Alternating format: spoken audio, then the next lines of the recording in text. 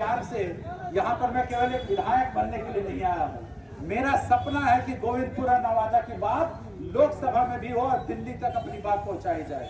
तो ये आप लोगों का आशीर्वाद और आप लोगों का प्यार अगर रहेगा तो आपका ये भाई, आपका ये बेटा गोविंदपुर से निकलकर किसी के घर में माताओं, बहनों, बच्चे, बुजुर्ग की जब तबीयत खराब होती है तो आप पता करते हैं कि सबसे अच्छा डॉक्टर कौन है। किसी को अगर केस लड़ना है तो सबसे अच्छा वकील कौन है। बच्चे को अगर ट्यूशन के लिए भेजना है तो आप पता करते हैं अच्छा शिक्षक कौन है। मगर जब आपके भविष्य की बात आती है कि जिसे नेता किसे बनाया जाए, उसमें आप अपना जाति ढूंढते हैं। जो अशिक्षित है, अयोग्य है, जिसने करप्शन किया, घुसखोरी की, कालाबाजारी की, केवल आप इस नाम पे उसे वोट करते हैं कि वो मेरे जात का है। तो आपके बच्चों को रोजगार कहां से मिलेगा? आपके बच्चों को अच्छी शिक्षा कहां से मिलेगी? मेरी पढ़ाई लिखाई इंग्लैंड में हुई, उसके बाद मुझे इटली जाने का मौका मिला, 70 देशों का भ्रमण करने का मुझे मौका मिला। दुनिया की सबसे बड़ी संस्था संयुक्त राष्ट्र सभा में जाकर मुझे नौकरी करने का मौका मिला। क्या मुझे वहां रिजर्वेशन की वजह से नौकरी मिली या इस वजह से नौकरी मिली कि मैं किसी जाति या धर्म से आता था?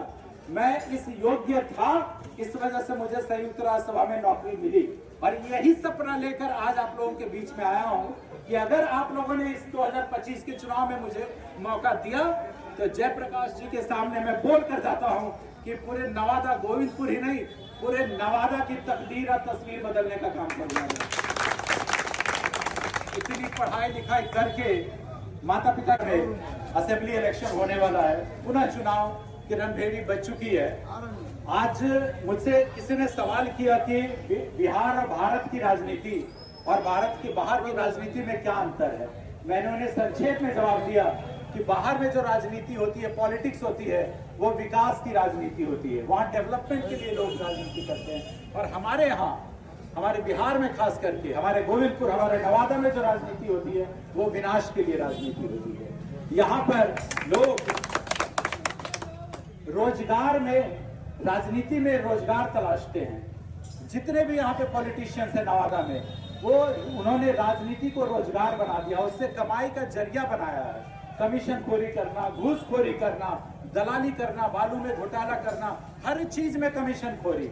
मगर आज अगर मैं आप लोगों के बीच में आया हूं तो मैं राजनीति में रोजगार नहीं तलाश रहा हूं। मैं आप लोगों के बीच में आया हूं कि राजनीति के माध्यम से आप लोगों के बीच रोजगार कैसे सृजन किया जाए, रोजगार कैसे पैदा किया जाए। इस वजह से आज मैं आप लोगों के बीच में आया हूं। आज कौवाकोल की धरती हो, रोह की धरती हो, नवादा हो या पूरे बिहार में, बिहार के 17 जिले ऐसे हैं, आप लोग गूगल पे चेक करेंगे, बिहार का 17 जिला ऐसा है जो पूरे भारतवर्ष को क्या सप्लाई करता है? मजदूर।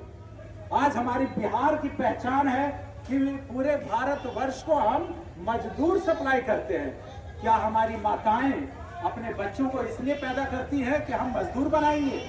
और हमारा नवादा, हमारा गोविंदपुर ऐसा कोई गांव नहीं है जहां के बच्चे तमिलनाडु, कर्नाटक, बंगाल, भूटान, नेपाल में जाके मजदूरी नहीं कर रहे हैं। जहां कहीं कभी भी मजदूर की मौत होती है तो वो बिहारी मजदूर मरता है।